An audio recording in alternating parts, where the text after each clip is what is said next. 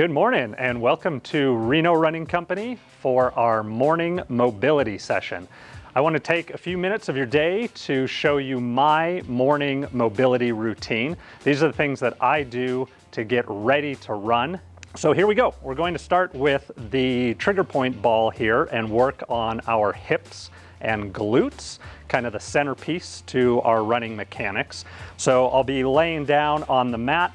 We're going to take this ball and find that nice spot right back there on your glute med. So what I'm looking for is just right in front of my hip bone. You'll find it can get a little painful back there if you're not doing it every day, but I'll find that spot and just kind of roll on the areas that are tender, that I feel like are just kind of a little stuck, if you will. And roll kind of back and forth. I'll kind of clamshell my leg a little, just get nice and deep in that area there, working on that glute med. And then once I feel that relax, it could be anywhere from a minute to maybe even 5 minutes. You'll find that the more often you do it, the quicker you'll be able to get that area just nice and relaxed. But once I feel it relaxed, I'll just switch and go to the other side. Pretty common, you'll find that one side is a lot tighter than the other. So my left side here, I'm barely feeling this at all. The ball just kind of absorbs right into my glute muscle. Not a whole lot going on, but on my right side, which is typically a little more of my problem side, the stuck side, I would spend a few more minutes on that right side because I can tell there are a few more problems over there. So that's what I start out with for the hips. I think if there's one thing you're going to do every morning, this is probably the most important. Just get those glutes and hips ready to move. But from there, I'll move on, put that guy down to the foam roller. And with the foam roller, I basically go from toe all the way up to shoulders. So I'll start down here on my Achilles and I'll just kind of roll back and forth, roll up and down the calf. Again, finding any areas that might have a few more temperamental knots in them, roll back and forth, spend some time on there. If you're feeling all good, I just kind of use it as an activation. So just activating those muscles. You can see I've got one leg stacked on top of the other. If that's a little too painful starting out, you can easily go both at a time, or you can just do one without stacking the other. Again, once you've done this for a while, you get used to it. I just like to apply a little extra weight right on there and really get nice and deep into those muscles. The theory is I'd rather get everything worked out now and start the first mile of my run and have that be nice and enjoyable instead of feeling that creaky first couple of miles where you're just waiting for everything to warm up. I'd rather address that first thing before I get out the door. So I work on the calves. I'll then roll over and just kind of get a good feel for my IT band there, rolling from the knee joint up to the hip.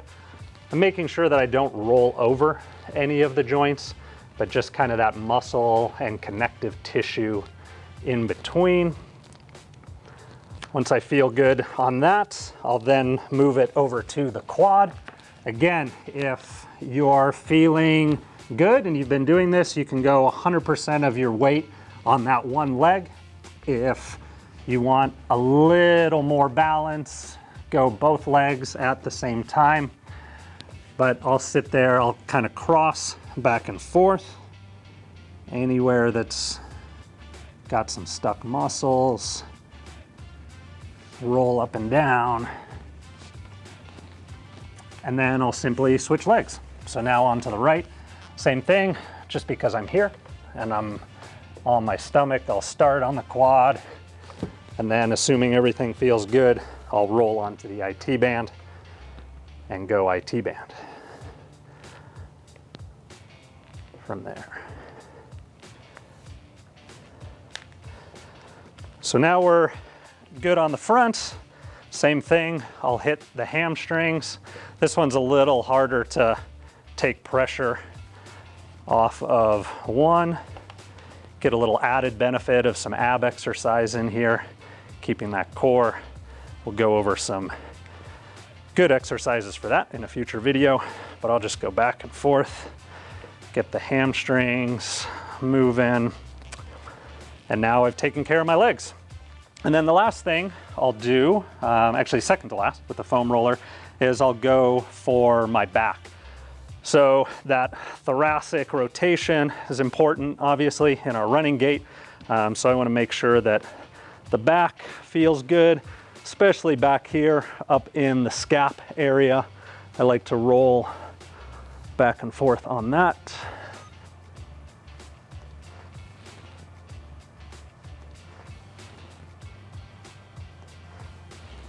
So if you're feeling a specific area that's binding up in the scaps there, that's why I like the peanut ball that we've got right here. And I'll take that and just lay it back here. Find those spots.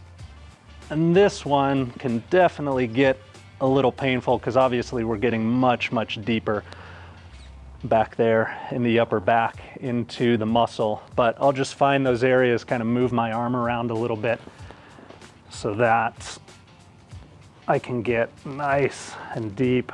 This is also something that you can do up against a wall. Obviously much more pressure on the peanut ball when you're laying on the ground, but you can do it up against a wall as well.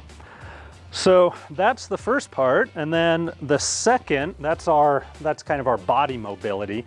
The second piece is for our breathing. So nice kind of soft, squishy ball here. I like to lay on this and just kind of move it up and around my stomach area. And this is for relaxing the diaphragm. Can kind of get into the piriformis as well from another angle.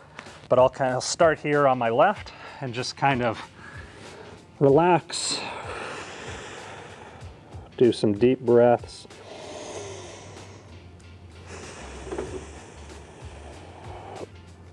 In and out there, and then I'll kind of move it up. Same thing.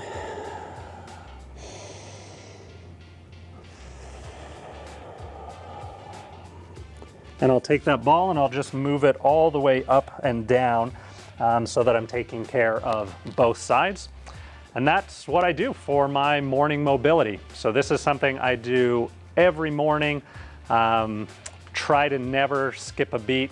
Even if I'm running in the afternoon, I just like to get up, get this stuff out of the way.